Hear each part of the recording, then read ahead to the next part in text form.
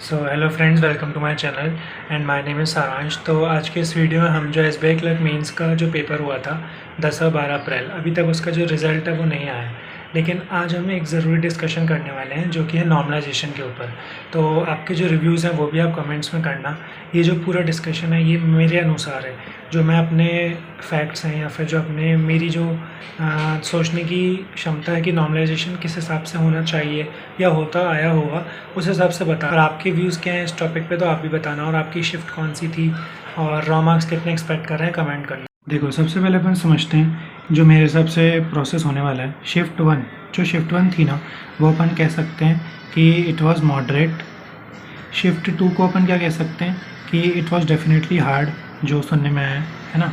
ये दोनों 10 अप्रैल वाली थी और ये जो है 12 अप्रैल वाली थी।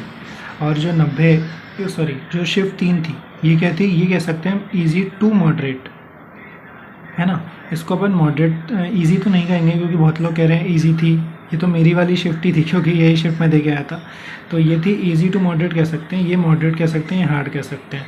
अब इसमें क्या हो रहा है ना, इसमें बहुत चीज़ें हैं। अब शिफ्ट वन जो पेपर था इसमें कुछ सब में 4-4 सेक्शन थे। तो कुछ सेक्शन क्या था ना कि जैसे शिफ्ट वन है उसमें कोई सेक्शन हार्ड था, कोई सेक्शन ईजी था।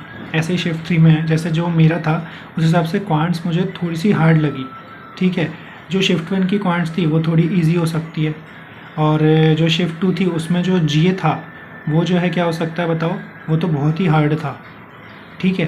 तो अब इससे ये समझो कि जो शिफ्ट टू है उसकी जो क्वांट्स है वो तो इजी थी, या इंग्लिश वो तो इजी थी।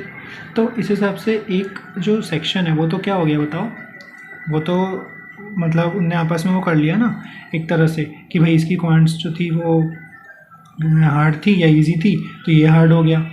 समझ रहे हो मेरी बात। तो कुल मिला के नॉर्मलाइजेशन होगा, मैं ये नहीं कह रहा कि सब कुछ न्यूट्रलाइज हो जाएगा इफेक्ट, नहीं ऐसा भी नहीं होगा। बट हुआ क्या ना, मेरे हिसाब से जो मैं सोच रहा हूँ ज़्यादा नंबर नहीं बढ़ने वाले। जैसे अपन सोच रहे हैं कि ये 60 था, ठीक है। तो 60 से तुम सोच रहे हो कि इसके भी स्कोर 80 हो जाएंगे। ऐसे समझो ये रॉ स्कोर्स हैं किसी 3 स्टूडेंट्स के, कोई 80 करके आया, 60 करके आया और 90 करके आया। तो ये सोच रहे हो कि 90 के सीधे भैया -10 हो जाएंगे तो उसके 80 हो जाएंगे, ठीक है। 80 के जो थे उसके सीधे प्लस हो जाएंगे 5, तो उसके 85 हो जाएंगे, और 60 के सीधे +20 होंगे। ऐसा नहीं होने वाला। तो होगा क्या मेरे हिसाब से, टॉप 10 परसेंटाइल जो भी स्टूडेंट्स रहेंगे उनके बीच क्या रहने वाला है, कंपटीशन रहने वाला है। जैसे मैंने बोला, क्या बोला मैंने, मैं ऐसे समझो कि जैसे शिफ्ट टू है, अब उसके किसी की 60 नंबर है तो 60 मतलब बहुत अच्छे हैं उस हिसाब से, क्यों, क्योंकि फॉर एग्जांपल टॉप 10 परसेंटाइल वाला 60 का था। तो नॉर्मलाइजेशन स्कोर क्या होता है ना, इक्वी परसेंटाइल मेथड पे बेस्ड रहता है। इक्वी परसेंटाइल मेथड, जहाँ पे होता क्या है, जहाँ पे टॉप 10 परसेंटाइल में आना है आपको, ठीक है। अब शिफ्ट टू के, शिफ्ट वन के, शिफ्ट थ्री के टॉप 10 टॉप 10 टॉप 10 करके ले लिए जाएंगे। फिर उनके बीच जो है नॉर्मलाइजेशन, पहले तो उनके टॉप 10 लेंगे, फिर उनके एक नॉर्मलाइज्ड स्कोर रखेंगे, ठीक है। नॉर्मलाइज्ड स्कोर रखेंगे। जैसे ही 60 है तो हो सकता है उसके मैक्सिमम 5 नंबर बढ़ गए तो इसके हो गए 65, ठीक है। शिफ्ट थ्री थोड़ी सी टफ थी, सॉरी थोड़ी सी इजी मॉडरेट पे थी ऐसा लोग कह रहे हैं, बट मैं इस चीज़ को नहीं मानता। तो उनके हिसाब से मान के चलो, फॉर एग्जांपल 87 होगा 90 वाले के, ठीक है। 2-3 ही कम होंगे, इससे ज़्यादा नहीं होंगे। और ये मतलब पॉइंट्स में रहते हैं, ये भी डेटा पॉइंट्स में रहेगा, जो 65.825 स्कोर, ठीक है, ये इस टाइप से। तो जो बच्चे के टॉप 10 में जो आ रहा है ना, सीधी बात है भाई, 1,40,000 वैकेंसियाँ हैं, ठीक है। तो तुम्हें 14,000 में तो आना ही है। 14,000 में आ गए मतलब तुम टॉप 10 में आ गए, तो तुम्हें टॉप 10 में आना है, इतनी सी बात है। तुम्हारा स्कोर, रॉ स्कोर मैटर ही नहीं करता। तुम सोच रहे हो कि 60 और 90, अगर तुम दो शिफ्ट के नंबर कंपेयर कर रहे हो और बोल रहे हो कि 90 वाले का ही होगा 60 वाले का नहीं होगा, तो ये भी गलत चीज़ है। तो अपन ऐसा कह सकते हैं कि सब कुछ नॉर्मलाइजेशन पे बेस्ड है, और ये बहुत मतलब फेयर रहता है।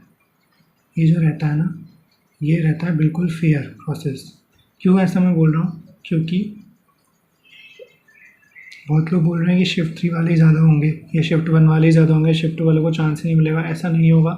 शिफ्ट टू वालों को भी टॉप 10 परसेंटाइल जब लेंगे तो उनको भी क्या कर देंगे, उनका जो स्कोर है नॉर्मलाइजेशन में जाएगा ही, ठीक है ना। क्योंकि ये जो शिफ्ट टू के बच्चे हैं ये अपने आपस में कम्पीट करेंगे।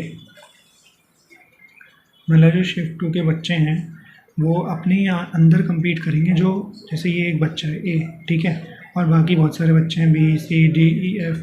तो ए का जो स्कोर है ना वो इन सब के स्कोर के हिसाब से कितना होता है, तो उस हिसाब से उसकी परसेंटाइल निकलेगी।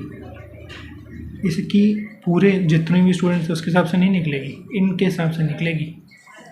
सो इसका क्या मतलब हुआ कि इसकी परसेंटाइल आ गई फॉर एग्जांपल 95 परसेंटाइल, तो काफ़ी अच्छी है। इसका मतलब इसने बहुत अच्छा परफॉर्म करा है according to his shift students. तो इसको मौका मिल सकता है कहाँ पे, एक सीट गेन करने में।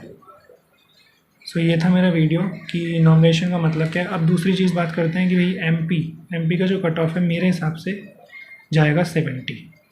ये मैं यूआर का प्रेडिक्ट कर रहा हूँ, इससे ज़्यादा ±2 हो सकता है ज़्यादा से ज़्यादा बस, क्योंकि कुछ लोग कह रहे हैं 75 80 जाएगा। इतना तो नहीं जाने वाला, इस बार बहुत वैकेंसियाँ हैं, 75 नहीं जाने वाला, 74 के चांसेस हो सकते हैं, बट मेनली मैं जो प्रेडिक्ट कर रहा हूँ मैं कर रहा हूँ 70।